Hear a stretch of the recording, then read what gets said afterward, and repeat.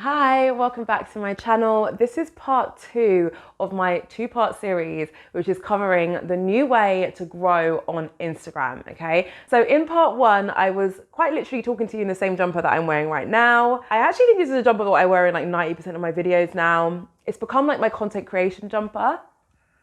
I have changed. That is so sad. Like, who has a content creation jumper? God. Anyway, in part 1, I was talking about the new and best way to get on the Explore page, how to utilize Instagram search to grow. And I was also talking about how you can get on other people's home feeds using things like the collaboration tool. So if you've not watched that video already, I will link to it up here. I 100% recommend you do so.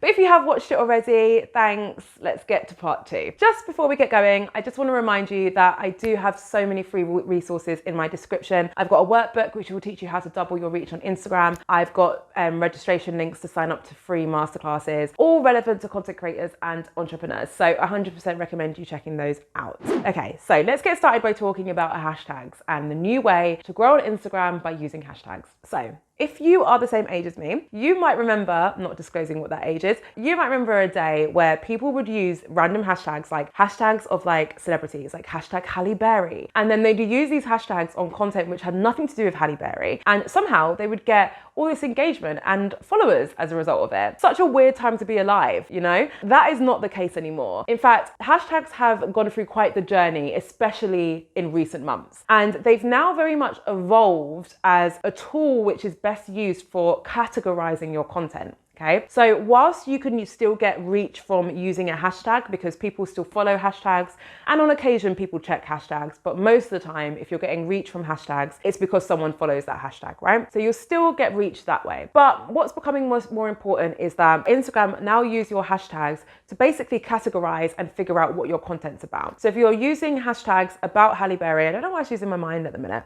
If you're using hashtags about Halle Berry and actually all of your content is about Halle Berry, like it's a fan page to her, then using that hashtag is signaling that to Instagram, and it's allowing Instagram to really categorize and figure out what your page is about. And that's important because it feeds into your overall ranking on the platform. So how you show up in search, if you watch part 1, you'll know about that, whose Explore pages you'll feature on, and all of that good stuff. So the method that I want to give you in regards to utilizing hashtags to grow in this day and age is to focus on relevancy, because this is the most important thing when it comes to hashtags these days, right? I've got a whole video on the recent changes which have come to hashtags and how you should update your strategy as a result of these changes. So I recommend checking that out if you haven't already. But in a nutshell, you want to make sure that any hashtags you're using are relevant. And whilst Instagram are currently saying only use between 3 to 5, realistically, you can use the full 30 if you want to, as long as those full 30 hashtags are completely relevant to your page. When Instagram are reducing the amount of hashtags they want you to use, it's because they think that by doing this, it will force you to be a lot more like targeted with the ones that you're using. And it will stop you from using a bunch of hashtags which are generic, like hashtag Explore page. So the biggest mistake that people are making in regards to hashtags, right, is they are ignoring hashtags, they are turning against them and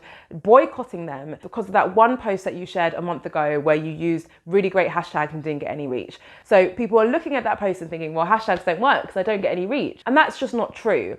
I still get reach from my hashtags, and as far as I'm concerned, as long as I still get reach from my hashtags, I will continue to use them because the hashtags are still getting me in front of new people. So they're doing their job, right? So I'll continue to use them. But the biggest mistake that people fall victim to is that they decide to boycott them because they've not worked for them in the past. When really it's just about tweaking the hashtags you're using and continuing to mix them up until you get to a point where you're starting to see some good reach from them. It is possible, trust me. Okay, so next one I want to talk about is the notifications tab. So this has actually changed quite a lot recently. Like, I don't know about you, but I don't even look at that tab anymore.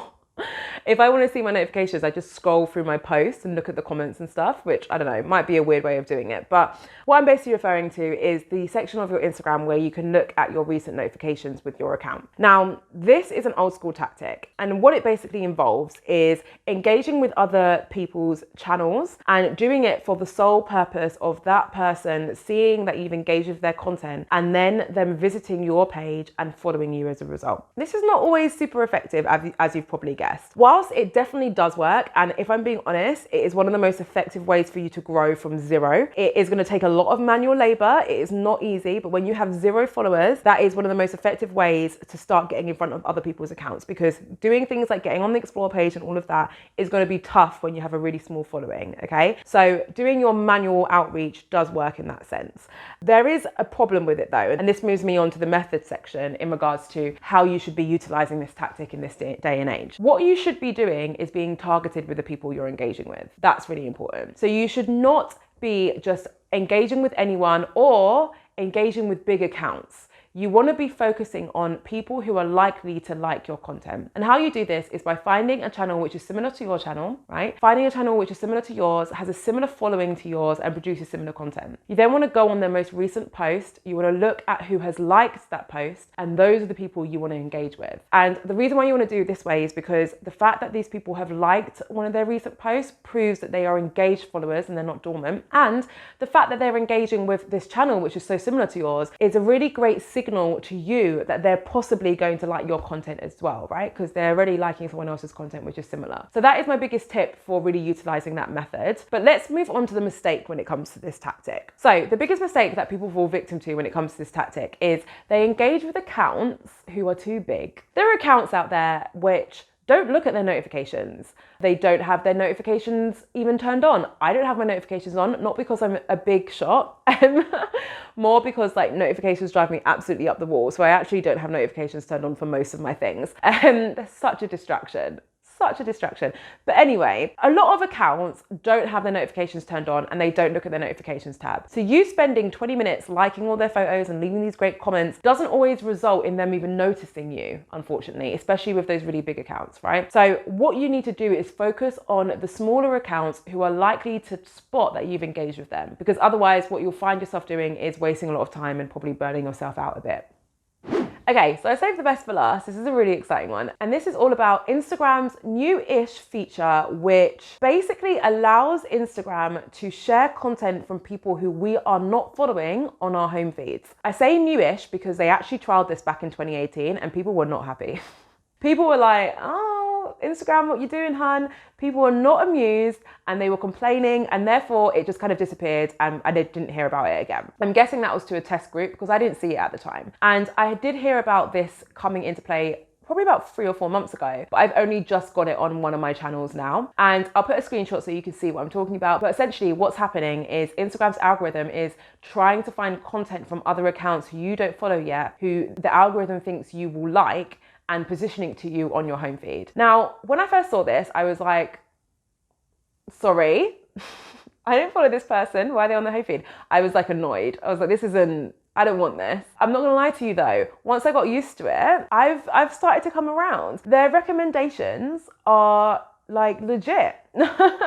Every single post that I see, I'm like, oh no, this is fair. This is a great post. And I followed a lot of new people as a result of it. So I know some people won't like it. And I think it is such a risky move because it's so dependent on how good their recommendations are. If they get it wrong, people are going to hate it. But at the minute for me, they've been getting it right. So I've got no complaints. Anyway, in regards to growth, you can probably guess what this will mean. If Instagram's algorithm picks up on your content and pushes it out to a new audience on their home feeds, your engagement and your growth are going to skyrocket. Like, it's such a good way to elbow your way in front of someone's home feed, right? So it's going to skyrocket. It's going to be really, really great for your channel. So let's talk about the method of how to leverage this new feature. So let's assume that the algorithm which is powering this new feature is similar to the explore page algorithm. I have to assume because Instagram has not come out and said how that algorithm works. And to be honest, I don't know if they ever will, but they have come out and said how the explore page algorithm works. So therefore, I'm going to use that as my example, okay? So if that's the case, the way for your content to get recommended will be using 2 different methods. One way will be for you to ensure that your content is popular, because as with most algorithms which power Instagram, in case you don't know this already, there are multiple algorithms, just an FYI. Most of these algorithms use popularity as a key signal to figure out how to rank your content. And popularity basically means how quickly and how many people are engaging with your content. So let's assume in order for us to benefit from this new feature, etc. We need to make sure that people are engaging with our content and it's popular. And then the second thing that I recommend that we need to focus on is making sure that our content is well categorized so that Instagram's algorithm can easily figure out who should see our post, right? Because there's a two-way street here. It's not just about how good our content is, it's also about how much someone else should see our content, right? The two have to be paired together. So we need to make sure that we are doing things like using relevant hashtags, using keywords to make sure that Instagram's algorithm can really easily read and understand what our content is about, okay? So that is the end of this video and my two-part series. Let me know if you'd rather me just do it in one video. I just felt extra. So that's the end. If you found this interesting, which I really hope you did, I recommend checking out this video. It's all about my top 5 things that I recommend you do today, which is going to really help grow your Instagram account. Thank you so much for watching. As always, I will see you in my next video.